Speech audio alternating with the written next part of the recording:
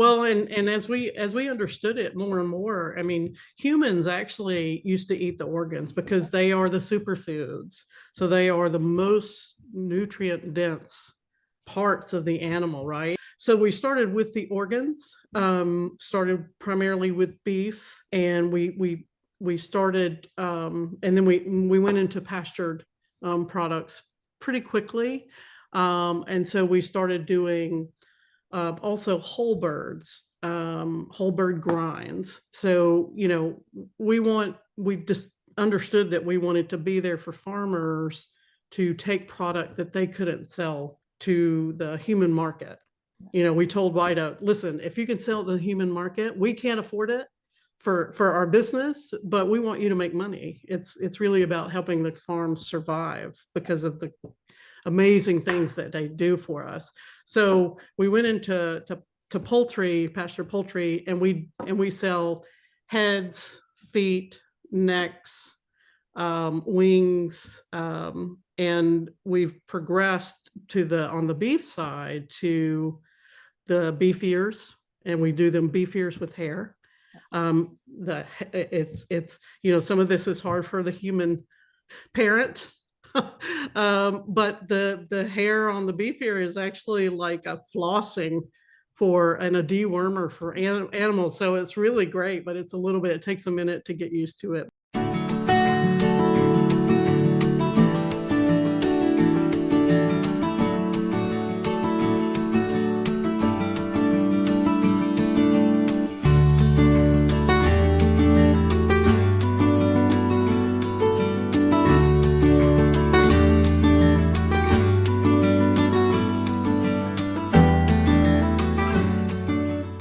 Hello, everyone. My name is Lauren Lovejoy with Regenerative Farmers of America. I am so excited to talk to Jean today, a fellow dog enthusiast. I feel like enthusiast is not a good enough word for all the amazing businesses you've created for dogs. So I will just let her tell you a little bit about farmhounds. And if you just want to jump in, tell us what crazy ride got you to this amazing dog food.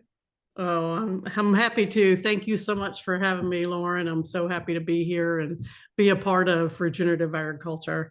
We feel very fortunate to be a part of it, a small part of it. But yeah, so my partner and I started. We were both in corporate America and decided we loved dogs, and so we partnered with a gentleman and started opening boarding and daycare facilities here in the Atlanta area.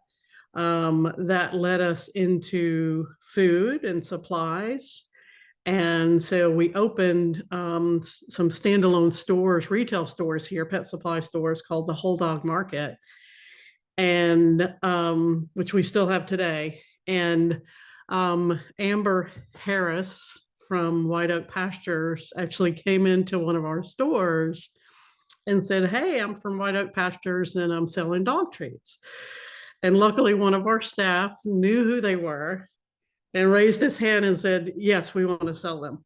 So that got us connected to the Harris family at White Oak Pastures. And we just fell in love with them and fell in love with what they do. Neither of us came from a farming background.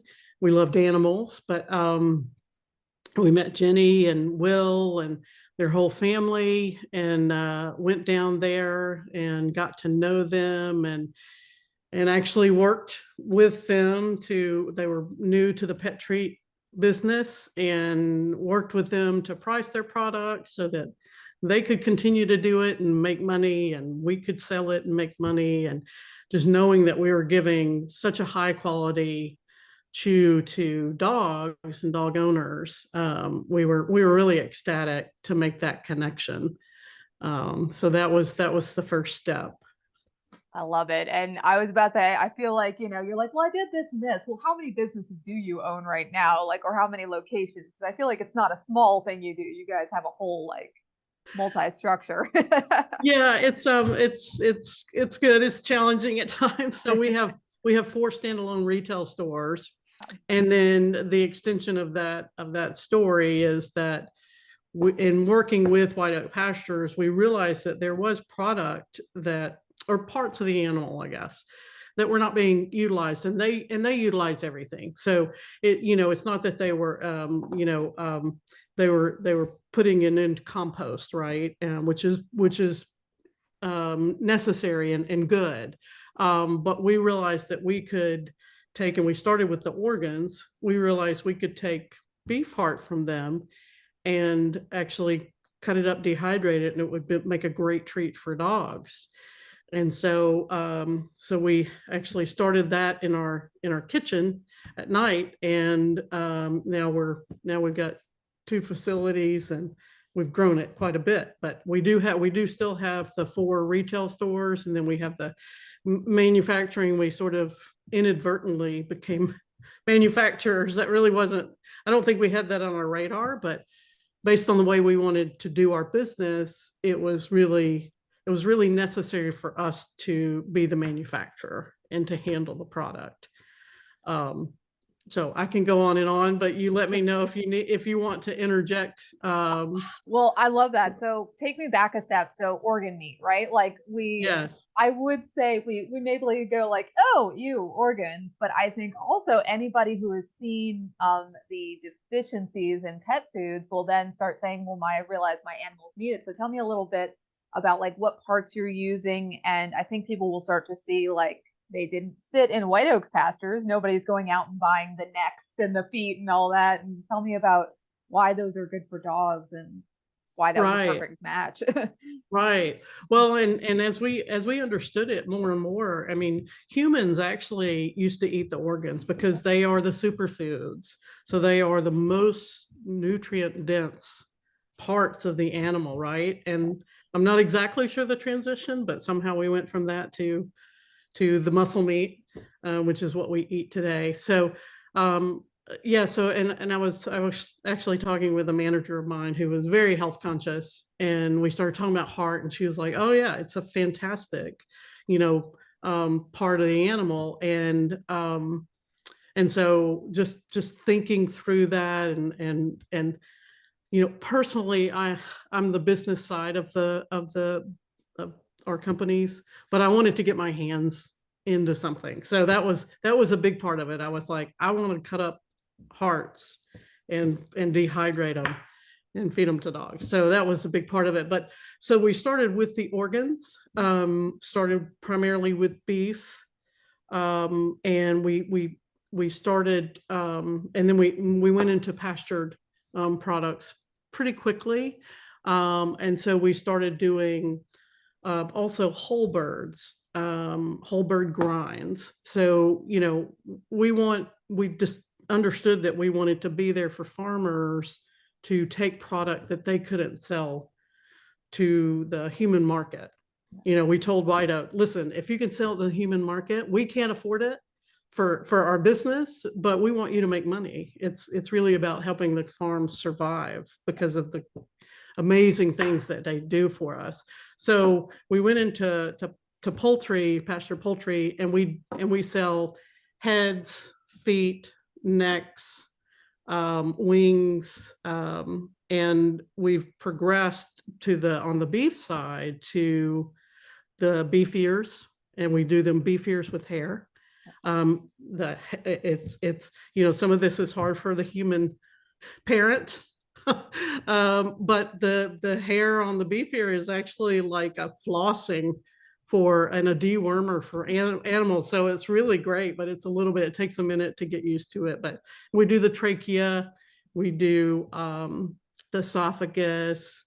So we just try and use as much of the animal, because we have such a great respect for the animal that gave their life, right? And wanting to support the farms. White Oak Pastures is a no zero waste farm, so we wanted to try and support that. Yeah. Well, they're amazing. And I was about to say, we could just say all in all, White Oaks is just like the best partner to get started with, right? Like, a serendipity. Yeah. The best. Got me wanting to go down 2 roads here, because obviously I love that you're like equating it to a superfood, because it is. This is what humans used to eat, and the parts of the animal didn't used to go to waste. And now we've got refined palates and we've moved away from eating the whole animal, whatever it is. But it really is something that if we humans could find a way to make it more palatable, which there's, supplements and different versions. But I then think of this for our dogs. Our dogs also need all this nutrition. If the bag of food we're giving them is corn and soy, where is nutrition for a real dog? So tell me a little bit about like the nutrition specifically for the dogs. What kind of improvements do you see in the animals that eat this stuff? I think any farmer who has a farm dog will find their dog is gone and it is after whatever has been left out to die. We go, ew. Well, that's what Right. they need. They're Right. telling us that they need this. So tell me a little bit about like the nutrition and stuff that goes into it for the dog. Yeah, yeah. So what we do is a very sort of simple process. We do nothing to the product other than dry it for shelf stability. So when you get something from us, you're getting pure beef heart, you're getting pure beef kidney, you're getting pure, you know, pure duck, whole grind. So the benefits, and one other thing I'll mention quickly is we chose to go down the dehydration path as opposed to the freeze dried. So a lot of people do freeze dried. And to be totally honest, the freeze dried holds a little bit more of the nutrients, but we believe that dogs have a daily chewing quotient. We worked with a fantastic training group here in Atlanta, and they said dogs need that back of the mouth chewing. And so the hard treat that comes out of dehydration. So it is, we have the treats provide different nutrients depending on what it is. The feet are going to actually be a natural source of glucosamine and chondroitin, right? And then the heart is going to be into your vitamins and minerals. And so on our website, we have that laid out for each product.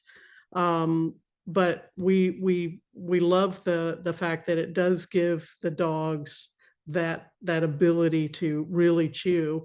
And while we're not the food, so you need to get all your nutrients, you need to get your balanced diet. Our treats are nutritious, but they also satisfy that chewing. And we hear so much from our customers how satisfied their dogs are after having our treats, and they'll actually be calmer and and even fall asleep after they've gotten that deep chewing, because it releases the endorphins. And so yeah, so that was the path that we went down, and we're happy that we took that path. Well, I love that. We know you guys work with Polyface Farms. So we'll go to Joel Salatin. He talks about the pig being able to express how a pig is a pig. Well, dogs chew things. Anyone who owns a piece of Exactly. furniture knows that. Yes, So yes, I'm sure that exactly. really like curbs the desire to chew everything else in the house if they're given the appropriate Right. supplementation. Very, very true. Very true. Yeah. So, take me a little bit down the growth journey then. So you've expanded past White Oaks. Like, obviously, you guys are still on great terms. It's an amazing relationship. Tell me about going to work with other regenerative farmers. That must have been exciting. It was. And going back to your comment, it was very fortuitous for us that we started with White Oak Pastures, because they are a big, small farm. And so we were able to get enough product to get our business off the ground, which it takes enough of that product. And then we had reached out to Joyce Farms, and started working with them. They do a lot of heritage breed, they're regenerative agriculture, great family. And that was fortuitous as well, because White Oak Pastures actually did a great job of selling directly to the consumer. And so we don't get actually a lot of their raw product from them anymore. And so it worked out well for us that we had reached out to Joyce Farms, established that relationship. And White Oak Pastures, good on them. We're so happy for them, because if you can sell direct consumer, it's a We better. can't argue with their work. We They can't hit the we direct to can't consumer. argue with that. Exactly. So we're really happy for them. The one thing that we do still buy from White Oak Pastures is blood. So we get 5-gallon tubs of blood, and we dehydrate the blood and pulverize it. And we have toppers, food toppers that we sell. And one of them is blood sprinkles. So we reached out to Joyce, and then talked with Mike Badger at the American Pasture Poultry Producers Association, and he set us up with Joel Salatin and Greg Gunthorpe. And we are just so humbled to be working with those amazing farmers. As we've grown, which we have pretty significantly, we have reached out to some of the larger, more cooperatives like Joyce Farms. So we work with Pittman Farms, which was Mary's Ducks and Mary's Chickens, and that's a great company out in California. So we also work with Thousand Hills Lifetime Grazed in Minnesota. And then we have, other smaller farms around. We work with Maple Leaf, the duck grower, and we just started working with Becker Farm. So we have about 14 total farms that we work with right now. But, as we grow, we will be seeking out more farmers we call them our farm partners. So. Oh, that's so amazing. Because I coming from a farmer background, I think like, wow, like there was so much waste that is created from the butchery process. And then let's even say the difference between a USDA butchery and a home butchery, there's still some level of waste. And that you guys are not only like buying it from people, you're helping support the farmer with your dollar, but you're also allotting that the life of the animal doesn't have waste. And you're doing all these things that really empower the supply chain from a farmer point of view. And then, of course, like you're making dogs happy, supplying them nutritionally. Like to me, Right. this is such an obvious, like amazing bond. So I love it.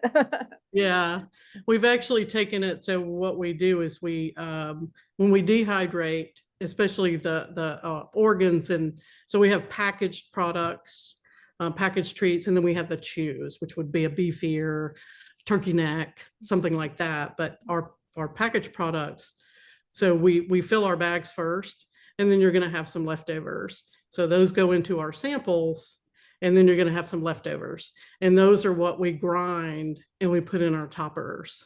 So again, we are trying to model ourselves as much as possible after the no waste, because toppers are great for dogs, picky dogs. You put it on their food and it's going to entice them. So yeah, so that we've really just been watching the farms and sort of piggybacking on what they do. Well, I think it's amazing. Like we all Yeah, learn the lessons of life, and the farmers are learning from nature, and it's a trickle down of exactly, nature is a zero exactly. waste system. And Yeah, yeah. we dumb humans just do the best we can to keep up. Right, right. When we met with Daniel Salatin, we were sort of starry-eyed to be up talking with Don't Joel and blame Daniel. you. But Daniel was very excited because we can take his roosters, and you probably know how farms start with their chickens, and they start with the chicks from a farm.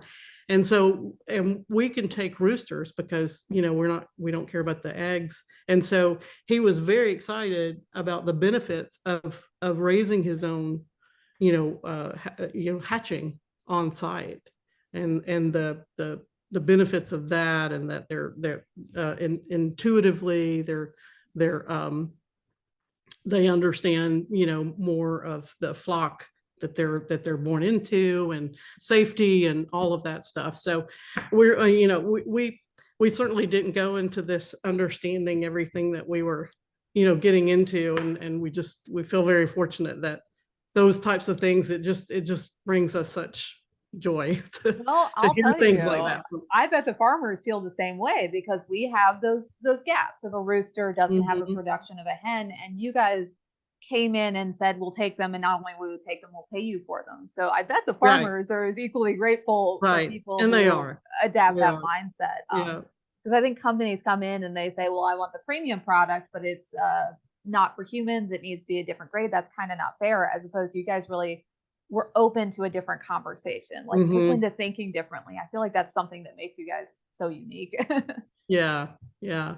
And one of the things that was near and dear to our heart, we were I mentioned to you earlier that we became um, manufacturers sort of unintentionally, but the reason that we do it is because we maintain the connection to the farm. So when we get a delivery from Polyface, for example, when that product, once we're ready to ship it, when we ship it out, it has Polyface on the product. That's And awesome. so the end consumer knows that that product, was sourced from Polyface. And so we maintain that. As far as we know, we're the only company that does that, but it just was very important to us to really tout and shout about the farms. It's not as much about us as it is the farms and what they do. And that makes sense. And I guess that leads me into another question. The word regenerative is still very new to the community. Are you finding that this is a good marketing word and people understand that? Or how are you doing with the term marketing regenerative? Yeah, that's a really good question. We have it on our product, so supporting regenerative agriculture since 2015. We talk about it as much as we can. Sadly, it is not in the mainstream. Like hopefully it will be, but just there are some big companies that are recognizing it, like General Mills, like Mars just recently put out a public press release saying, we see the value in regenerative agriculture, and so we're moving down that path. And it is going to take some of the larger companies like that. We've been approached by a national food brand to possibly produce products for them. So it's I had actually the person that was associated with that company asked me which is more important to you, regenerative agriculture or farmhounds. And it was an interesting question, and I'd actually thought about it before, but it's actually regenerative agriculture, and it's That's supporting. amazing. That's sticking to the roots and sticking to the core. Yeah, it really is, and obviously we love our brand, and we will continue. We're not, but we really do recognize the benefits of regenerative agriculture, the broad benefits. I mean, it's just, animal and climate and all of those, so anyway, so it's yeah, so that's extremely important to us. I guess that would lead me to, if you, it would be so hard to summarize because you guys do a lot of great things. How would you summarize like the work, like as concise as possible about what you guys are doing and what you're hoping to move towards? Yeah, we're hoping to branch out into as many avenues as possible. We've just started selling on Amazon, which we were sort of holding out, and we have a great following just through our website. We sell a lot direct to consumer, and so we're very proud of that. And we have raving fans, and then we're independent retail stores, our retail owners ourselves. So we have a lot of wholesalers that sell our product. But the reality is we want to reach the masses, and do that small part that we can do to spread the word about regenerative agriculture. But we are sticking to our roots as much as possible. We have people reach out and say, when are you going to do food? When are you going to do this? And we're like, not anytime soon. That's a big playing field. I don't know if I'd want to play in That's that. Like, that's a big playing field. That's right. That's exactly right. Yeah, so really that's our goal, is just to continue to develop our customer base. And we love bringing on new farms. Becker Farms is a new farm for us, and we love growing to the point where we've bought everything that we can from our current farm partners, and we're like seeking another farm partner. that's So amazing. We have gotten them all. And when you say that, you're not looking at like small farms. Like for anybody who doesn't know, these are big farms, right? these are big family farms. Right, Yeah. right. They Yeah. are. What is White Oaks, like 10,000 acres or something crazy? I know, probably say It's like each of them is huge. So that's amazing. It's big. I love Yeah, it. it is big, and good on them. Yeah, well, good on you guys. Like, you guys Aw. bought them all out and are selling and stable. Aw. That's Aw, insane. thank you. Thank you very much. Awesome. Well, I was about to say we will drop links to the website. I will always say always buy direct from the website if you can. If secondary, go to Amazon and buy them and all that Yeah. good stuff. And Yeah. I was about to say, any parting words you want to leave our viewers with, or anything you want to share? No, I think just understand regenerative agriculture and support it, because it is the future, and it's how we'll only improve our future. So yeah. Well, we think the brands are the future that help take those waste products and get them out to customers. So we appreciate you so much for seeing the value in supply chains that are not always valued. So Yeah. special place Thank in the chain. Thank you.